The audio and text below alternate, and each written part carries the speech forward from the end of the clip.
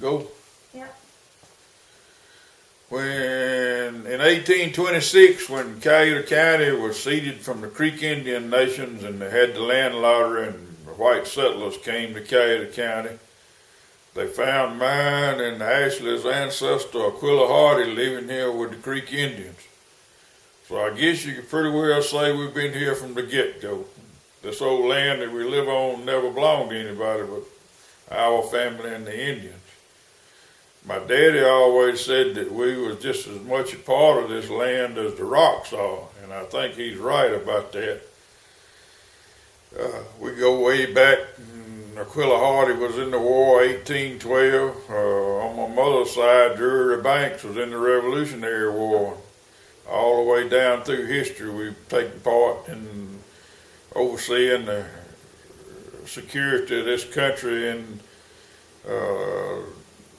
Revolution, the War of 1812, the Spanish-American War, where my granddaddy was in and was friends with Taft, that wound up being president of the United States. I guess we're probably even kin to the old Creek Indians, but you wouldn't want to admit to that because Andy Jackson would try to send you to Oklahoma where you could have a better life, and we had rather stay here. My granddaddy Banks, he was a no-tourist mule trainer, and all my life, ever since I was a little bitty kid, I guess to my ruination, you know, a lot of people say they were ruined by a thirst for alcohol. I guess I was led astray by a thirst for riding old horses and mules, and that's what I still like to do today. But my granddaddy Banks was a no-tourist mule man. He could take an old pair of mules that couldn't anybody do anything with, and people would say that he could just about teach them how to read and write. And I guess that's where my love for horses and mules came from, and my whole family, my dad too, liked to do that. So that's sort of where we started at, where we came from in all of this. My granddaddy Banks, when I was a kid, he'd have an old pair of mules come down the hill in an old wagon with some dogs following him. And he'd have an old Parker shotgun sitting in the wagon with him and just ride down the old dirt road. Old rabbit come across the road. If he didn't get him then, the old dogs would take him for a lap around the field, and when he come back, he'd have supper in the sack. A lot of times it'd be my supper. But people nowadays don't realize all of that. See, my grandpa Banks, he could do all this with a pair of mules, but he never had a gasoline engine that I know of. He never had any power tools. He had a saw and an axe and a hoe and a file and a pair of mules. But on the flip side of that is, see, you don't realize today, he never did have a gas bill, never did have an electric bill, never had a phone bill, an insurance premium, never had a bank note to pay, never owed anybody any money. So maybe he had the right idea after all. As far as me trying to tell you any tales, I probably got some tales to tell. Me and old Ash has been all the way to Texas and back. So surely we got some tales somewhere in the sack, but I don't know. What do you want me to tell from there? Do you remember the story you told me about how y'all used to throw cow biscuits at each other? Oh yeah, now you got all sorts of video games and all sorts of internet activity going on, but we'd go down and have a whole afternoon of fun throwing mule biscuits and cow manure and swimming in the creek, mud battles. Didn't have to have all the things that people have today. Had a lot of fun doing it, and it would still be fun. All of us wound up making it through all that. Didn't have nobody lost any fingers and toes in any of that deal. Had a lot of fun. Didn't you say somebody got some of it in their eye one day? Who was that? That was one of the rules on a cow manure battle was you couldn't throw any fresh cow manure. It had to be old and dried out like a cow patty. You know, you hear all your stories about the old West. Burned buffalo chips. That was just dried out buffalo manure. But in a cow manure battle, you wasn't supposed to throw any fresh cow manure. One time, Tommy Tittle was peeping through a crack in the barn wall trying to see where other people were, and his cousin Freddie Christopher dipped up a big shingle full of fresh cow manure and just plastered it right over his eyes in that crack. And we had to take him out in the yard and wash his eyes out with the hose to get him going again. But we had a lot of fun doing stuff like that, up and down these old dirt roads on old bicycles and horses. Had fun. My brother Fred, he's deceased now, but he never did like horse riding much. And one time, I remember my dad got an old horse, and he said, "This is going to be Fred's horse. It's time for him to learn how to ride a horse." And I always had me a good fast horse. I could ride like the wind. Fred got on his horse, and we was going to go down the old dirt road riding. His old horse ran away, and out down the dirt road we went. I was going to try to catch him like Roy Rogers did and pull him off his horse. I got caught up with him, and I had to be careful about how I grabbed him to get a good hold on his old raggedy clothes. I didn't want to tear him out of his clothes, so by the time I reached to get a good grip on him, Fred decided he'd just jump off in a sandbar. So he jumped off in the sandbar and throwed sand everywhere. And I caught his horse and come on back. I said, "Get back on. We're riding back to the house." Fred said, "No." I said, "I'm not going to ever ride a horse again." So I took his horse on back. My daddy was standing there, and he said, "Where's Fred?" And I said, "He's walking on back." He said, "That'll be good." He said, "By the time he gets back, he'll have all the soreness walked out. He'll be ready to ride again." So I don't think so, Daddy. I said, "You don't understand." I said, "He wasn't never going to ride a horse again." And he didn't either.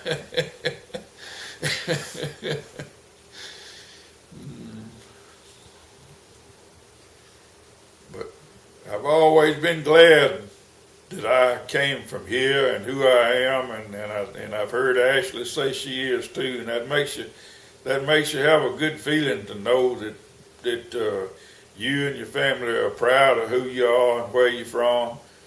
A lot of people don't ever have a chance to have that feeling. A lot of people have moved here, there, and yonder, and live in a tenement house somewhere, and don't have a chance to have roots in this old earth.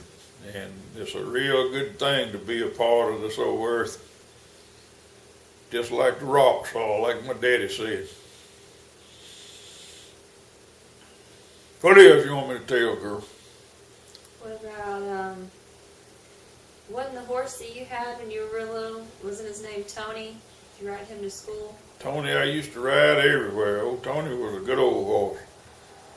Ride him to Bible school, ride him to school, tie him to a tree, and he'd be right there when you got back. And then the Flemings moved away and left me an old thoroughbred horse that could run. He was fast. People would come from miles around try to match race me and that old horse. And he never was beat. I don't ever remember losing a race to anybody.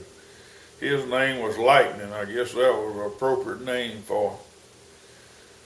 But had a lot of good old horses. Me and old Ashley come back from Texas. She was a little bitty kid sitting on the fence. I was trying to ride an old steer, and the old steer threw me off. Ashley helped me up, helped me in the house. And I tried to sit down on her old desk chair, and it fell out from under me. I said, "Ashley," "I can't ride a steer, and I can't ride a chair." Ashley said, "Oh, Daddy," said, "you can still ride a horse pretty good." And that made me feel good.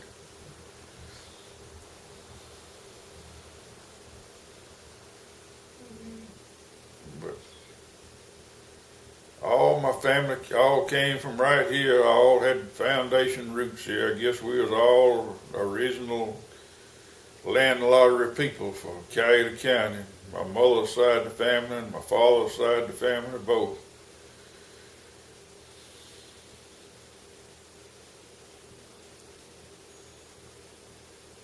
Farmed or worked the land, made a living doing all of it for a long time. Of course, that's a hard thing to do now, but I always got by good. Didn't never go hungry. That was something. My mama used to tell about that in the Depression. People would be walking the roads hungry and didn't have no job, didn't have nothing to eat.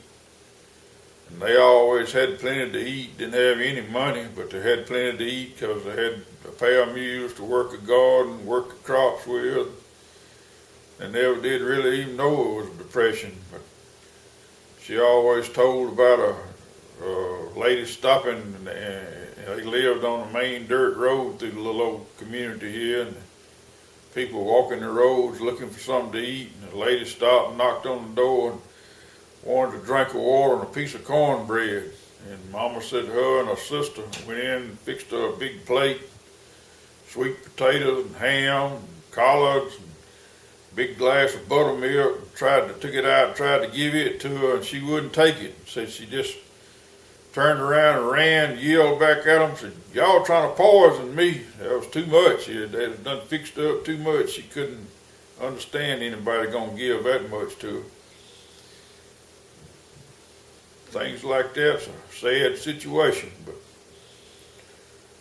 I guess I'm lucky that I had never had to experience none of that.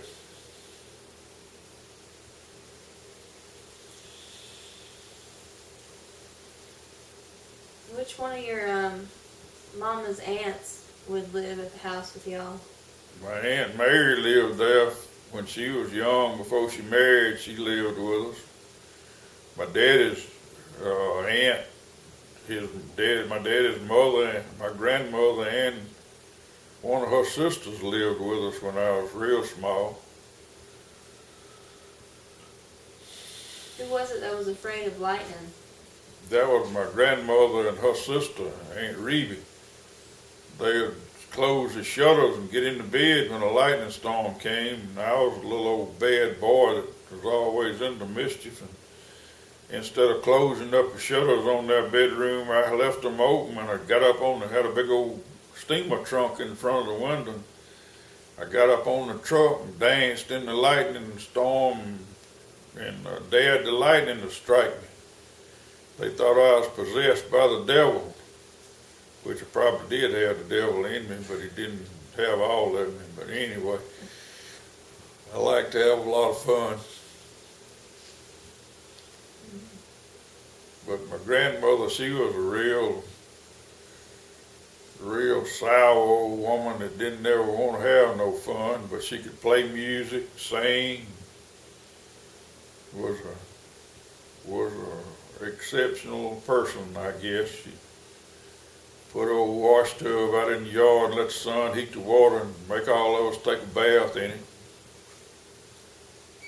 She'd make corn light bread, she called it. It was cornbread that had sugar in it. It'd be real sweet. But when she went away to the hospital and never came back, the last thing I remember her saying to me and my brother Bob was for us to take care of her chickens. So I guess that was a good thing. Even old chicken needs somebody to care for.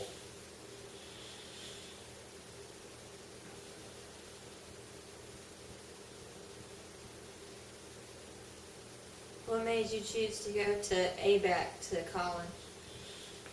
I guess that was one of the better decisions I ever made. When I got out of high school, I hadn't never been away from home hardly, and I went off to ABAC. Everybody at ABAC was just like me, and I felt right at home at ABAC. It was a real good place. Called it the Cow College. That was a good place for me to start.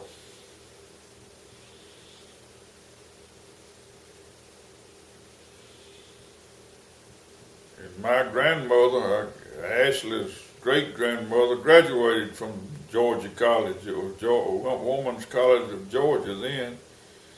Ashley knows that.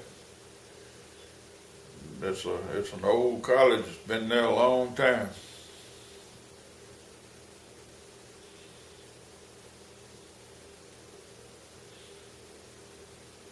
You're about my age at ABAC.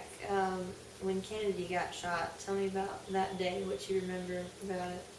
we didn't have TVs and all. Had old radio in the room, and there's probably 2 or 3 of us in the room. And we had a double-deck bunk bed, and I was on the top bunk, and the radio was playing, and I leaned, threw my feet off over the bed, and started to jump down. We were going to go down to the dining hall and get something, get to the canteen there at the dining hall and get a snack. And on the way from jumping off the top bunk till I hit the floor, they said on the radio that Kennedy had been assassinated in Dallas. I never will forget that.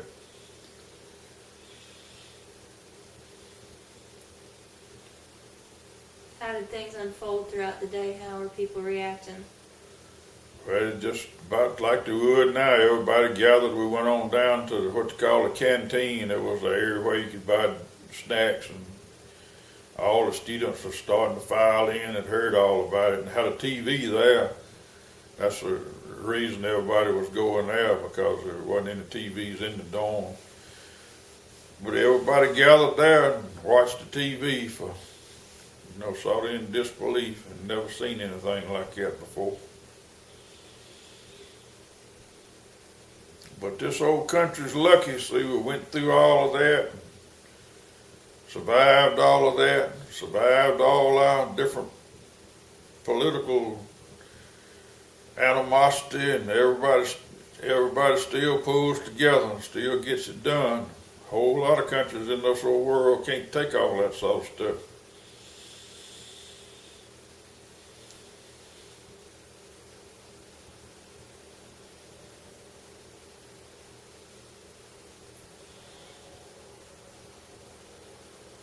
Tell me about old Daddy Jack Hill. That's a story in itself right there. Daddy Jack was an old black man that my grandmother, like I said, she was a real strict, sort of, I guess you'd say, sour old lady that didn't believe in no fun. Her first 3 little babies that she had all died when they were infants. Then when my daddy came along, she wasn't going to have anything to do with him, because she said every little baby that she tried to touch, a whole died. So there was an old black man that worked in the yard and worked in the house named Jack Hill that raised my daddy. And that's one of my prized possessions, is a picture of my daddy with Jack Hill holding him when he was a little kid. So that's an example there, I guess, of black and white not having anything, not mattering. It's when one person sees a need for another, they need to feel it. How did Pop react when he heard, how old was Pop when he heard that Daddy Jack Hill passed away? Pop was 12 years old when Jack Hill died. He said he went up in the barn and cried all day.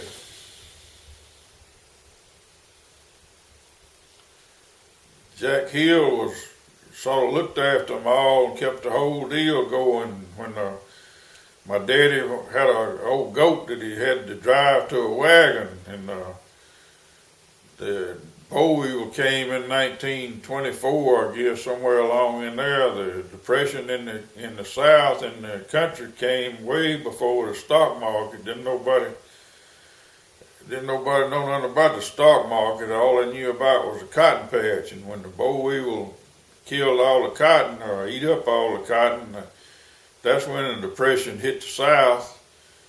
And my daddy said things got hard, and got to where there wasn't that much to eat, and then all of a sudden they was eating good. They had plenty to eat on the table, plenty of meat to eat. But his old goat went missing. He went around for days looking for his goat. Said, Daddy Jack, said, you seen my old goat? Said Jack Hill, said, come on, boy, said, quit looking for that goat. That old goat done run away. And then one day he said he was up in the loft of the barn. He found the old goat's skin. The old goat was the reason they've been eating better. But That's a good story. Jack Hill said, don't look for the old goat no more, boy. The old goat done run away.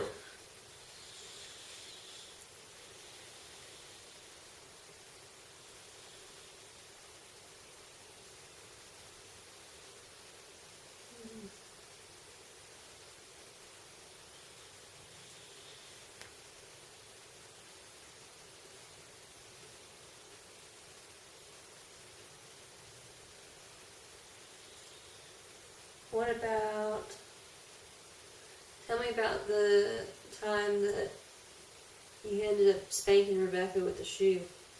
Oh, that was Ashley's sister Rebecca. She was sort of a sassy little bitty kid. I guess she about the only one that I ever gave a spanking to. But one night I was looking after her and her sister, and her mom was gone somewhere, and I asked Rebecca to pick up her shoes off the floor and put them up, and she picked up one of her shoes and turned around and threw it at me, and I caught the shoe right in midair. And I thought about what I was going to do with the shoe just about the time she thought about what I was going to do with the shoe. And I grabbed her and I spanked her with that shoe pretty good. And she got over it and went on. And then when her mom came home, she lit out squalling. Mama, Daddy beat me. He beat me with a shoe.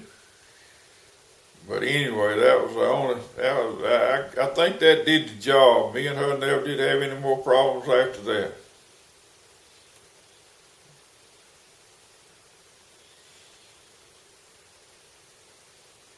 Dale did have to spank her with Ashley. She hadn't never been no bad kid.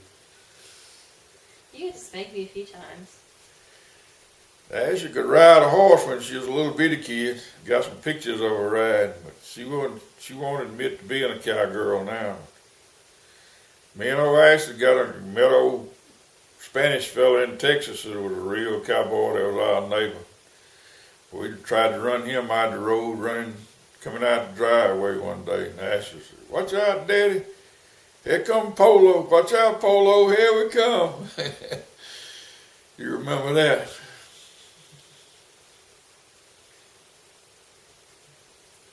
Tell me about how I got my scar over my left eye. Ashley got us. That's the reason Ashley's not a cowgirl, I think, today. But Ashley used to ride, and I'd buy and sell a lot of horses and ponies. I bought a little hunter jumper pony I was trying to sell, and I wanted Ashley to ride it while I made pictures of it. Put an English saddle on the pony, and Ashley didn't want to ride the English saddle. Said she didn't. I said, "No, go on, get on there and ride. It'll help me sell the pony." She made a lap or two around the pen, and then the little old pony throwed into the fence and busted her eye. Had to go to the emergency room and get her eye up over her eyebrow sewed up. I don't think Ashley ever forgave me for that. Never did want to try to ride much more after that. I kept asking you the whole time, were they going to give me stitches? Yeah, the doctor said he was going to glue it together, and you was all happy wasn't going to have stitches. Then he decided you better put 2 or 3 stitches in there. Yeah, man, that set it off.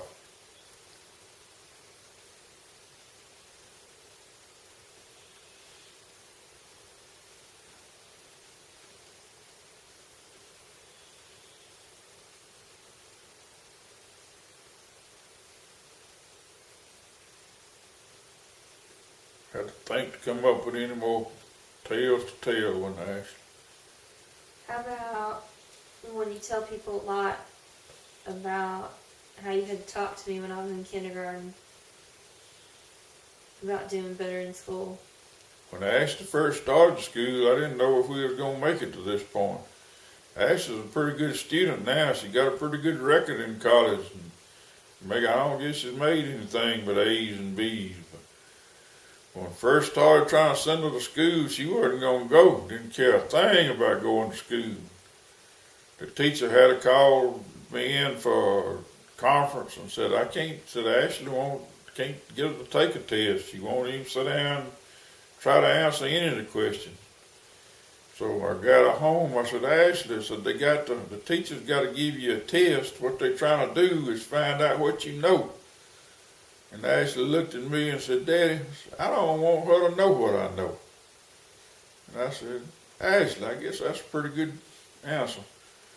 But you got to try to show them what you know, where they'll know how much you're learning. But anyway, that's where we started. After we got it all worked out, Ashley went on and made a real good student. Made good grades all the way through school. But I guess it's times when everybody needs to try to keep people from knowing what they know. And that's a pretty good answer.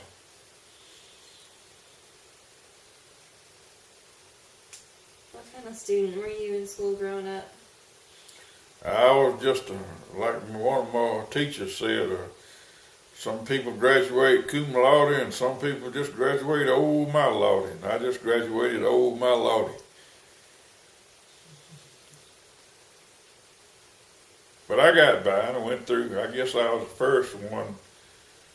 There was 5 of us. We went to college, and I think I'm the only one that graduated in 4 years from college.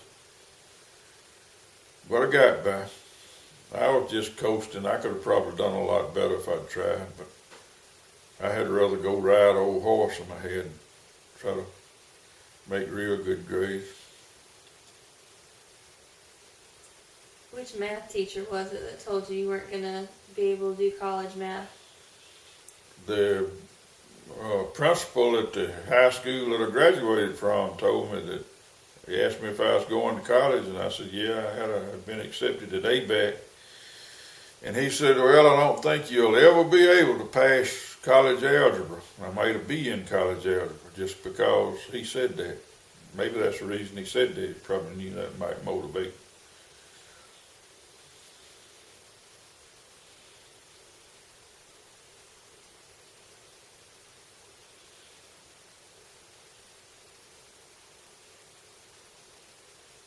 But things change and everything's different from what it was then.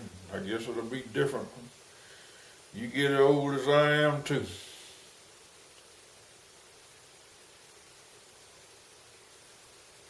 I was telling somebody the other day when I was sitting out there by the saddle house. This time of year when I was a little bitty kid, there'd be a line of wagons with mules hooked to them going down that road out there in front of the house with cotton loaded on it, going to the gin. Now you'd be hard pressed to find any cotton. Probably couldn't find any cotton in Cayuga County anymore.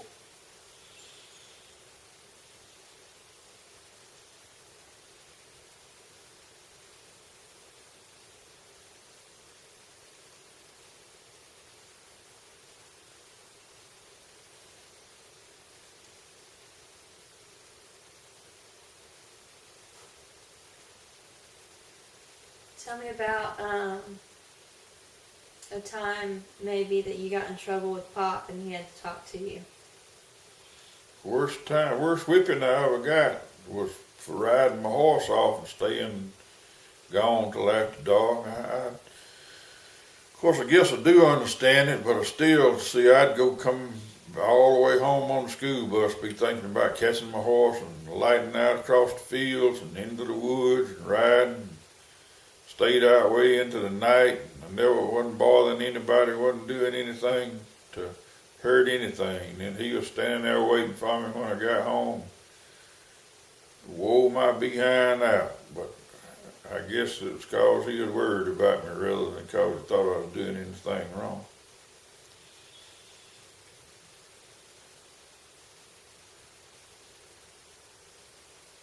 But I guess that's one thing about all of that I make. There's times when people say things to you that make you feel proud.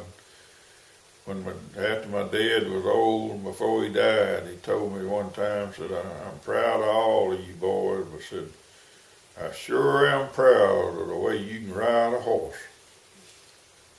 And I guess that's, everybody's got something that they feel like they're special at, and I guess that's it for me.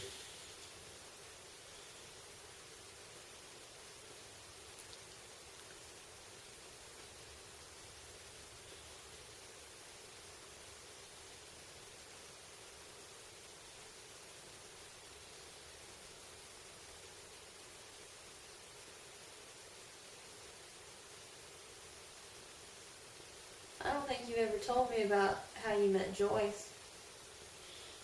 I met Joyce at Teen Club in Sonora. And Joyce's family and my family, my aunt was married to her dad's first cousin. And back then there wasn't like what you'd call many newcomers that moving in here. It was all old original families that had been around here for years. But I had a little dance, a little teen club dance in Sonora, and that's where I met Joyce.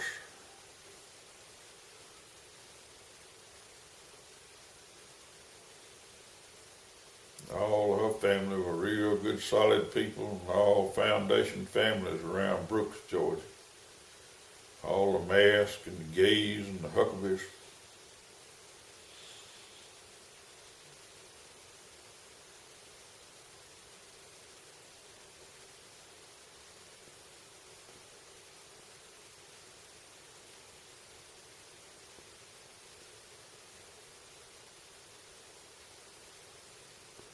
Tell me about the hay rides that we used to do over at the old house.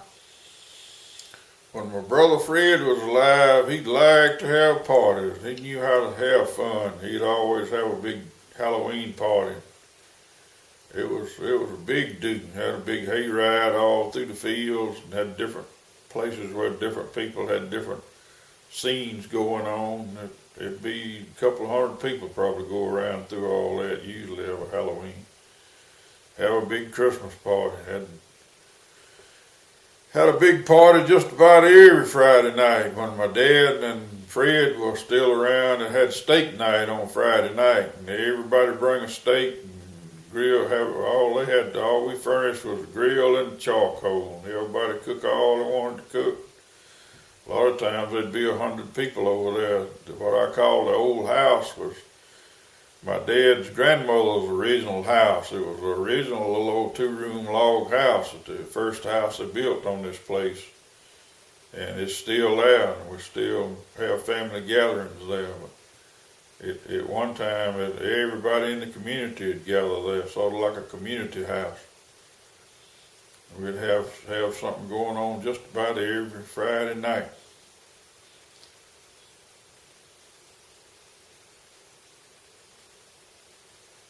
The old house was there when Sherman's army came down the dirt road there in front of it. We were there one Saturday, and a history buff would had all sorts of Civil War maps and diaries that the soldiers themselves had written. And my dad's grandmother's first husband was Dr. Brooks, and he was killed in the war. But this fellow drove up in the yard and wanted to know if any of us there knew where the remains of Dr. Brooks' house was. And I said, well, just get out and come on up the steps and sit down on the porch of Dr. Brooks' house. This is it. And he couldn't believe it was still there. But he got out all the diaries that the soldiers had written, and he read us all about them writing about coming up that road.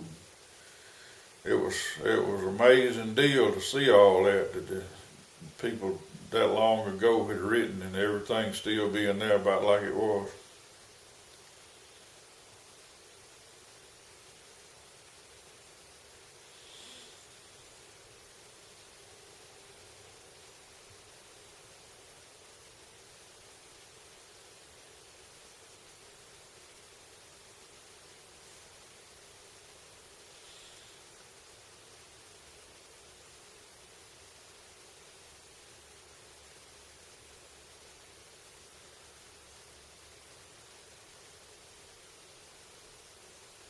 Did you ever hang out with the Christophers very much growing up? Or what family was it that you hung out with the most? Stayed with the Christophers all the time growing up. They just lived right through the woods. We'd ride our horses back and forth through the woods together.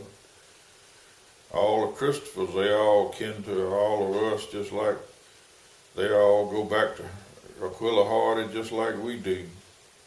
A lot of the old families, the old original families, that settled right here in the land lottery. See, the 2 lots down the road from us is where Ellis Arnold, the governor of Georgia, his family drew that lot in the land lottery. And all the Carmichaels, all the Hunters, they all come in together in the land lottery from Newberry, South Carolina in 1826.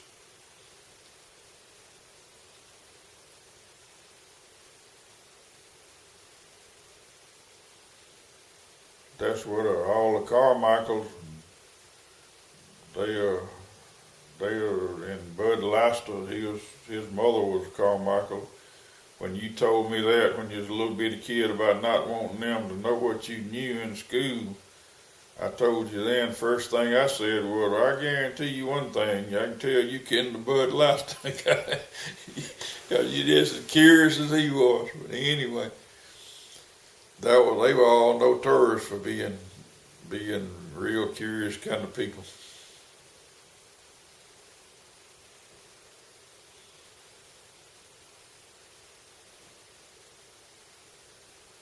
Which Christopher boy was it that graduated with you at East Coweta? Billy Christopher, me and Billy, it was in the 1962 graduating class of East Coweta, there was 18 people. Me and there was, I think either 6 or 7 of us started in the first grade together and graduated together. Me and Billy Christopher and Jimmy Morgan and Bobby Bell were all the boys that started in the first grade. And Ann McDonald and Emily Summers and Catherine Ragler, there was 7 there. There was the 7 girls that started, there 7 students that started in the first grade together. And we started in the first grade in a little 3-room schoolhouse in Sharpsburg.